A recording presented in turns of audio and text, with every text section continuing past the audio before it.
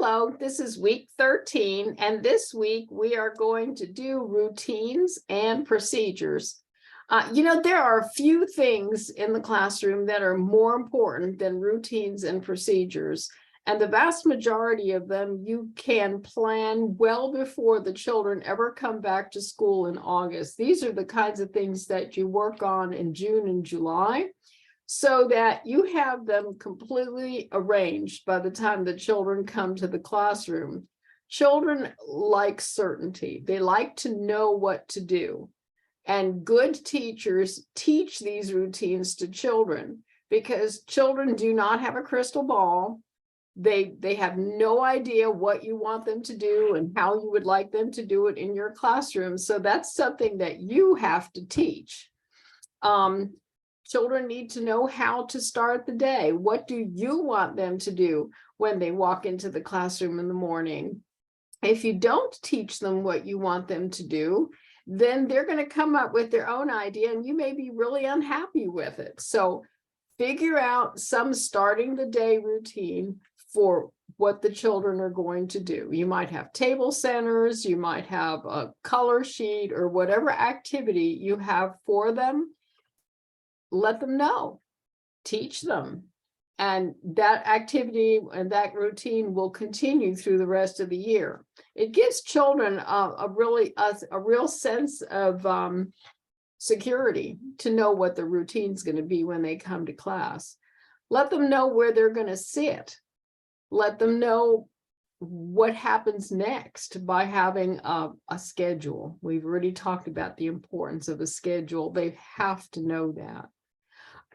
Let them know what happens if you're in the middle of a lesson, if say you're teaching first grade and there are pencil breaks. You probably don't want them all lined up in front of the electric pencil sharpener going, "Nyah, nyah, nyah," because when one kid goes over there, by golly, someone else is going to have to go get their pencil sharpened too. And before you know it, you're going to just have 2 or 3 kids in line to have their pencils sharpened. And do you really want that in the middle of your lesson? Probably not. I used to have a tin that had a picture of a broken pencil on it, and then I had a tin next to it that had a picture of a sharpened pencil. If someone's pencil broke during a lesson, they had to put it in the broken pencil container. They could take a sharpened pencil from the sharpened container, walk back to your desk, get back to work. And that's just how we did it. And I was the one that sharpened them after school. It took me about 2 seconds and no lessons were interrupted. They need to know what to do if they can't find their crayons. How do you want them to go about doing that? They need to understand what they're supposed to do for the lesson. What happens if they don't understand? What can they do? What do they do when they need to line up? How do you expect them to line up? How do you expect them to sit during whole group time? What about centers? What's your routine? What's your procedure? What do you want them to do when the fire alarm bell goes off or the tornado bell goes off? The procedure, we need a procedure. What happens during an assembly? How do you want them to line up? How do you want them to sit? What's your procedure? What happens if they get sick? So there are a lot more procedures. I've just listed some here, but I'm sure those of you who've worked in the classroom for a while can come up with many, many more procedures that you need to do.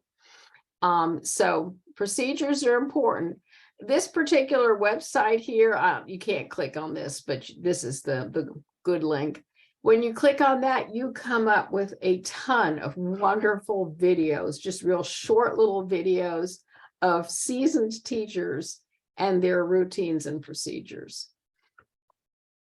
Transitions can be very problematic, and if you have any children that tend to act out, this is the time they'll do it, because things aren't quite very calm during a transition. And so, we may feel a little off, and this is when behavior generally happens. So it's up to the teacher to establish a procedure for transitions. use a song, use a chant, whatever it is, it's fine. It's totally up to you.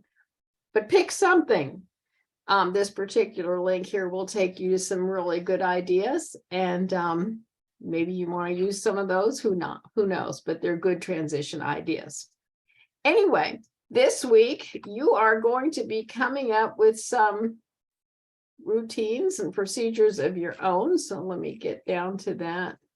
There we go. Okay. You're going to create just five procedures, but I want it step by step. I gave you some examples of procedures. Please don't feel like you have to use those. Use what makes sense for you.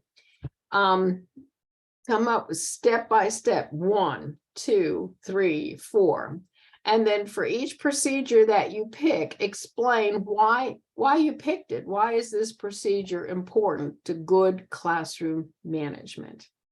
If you have any questions about anything I just talked about, please do not hesitate to contact me. I'll be happy to set up a Zoom. I hope you have a wonderful week. Bye-bye.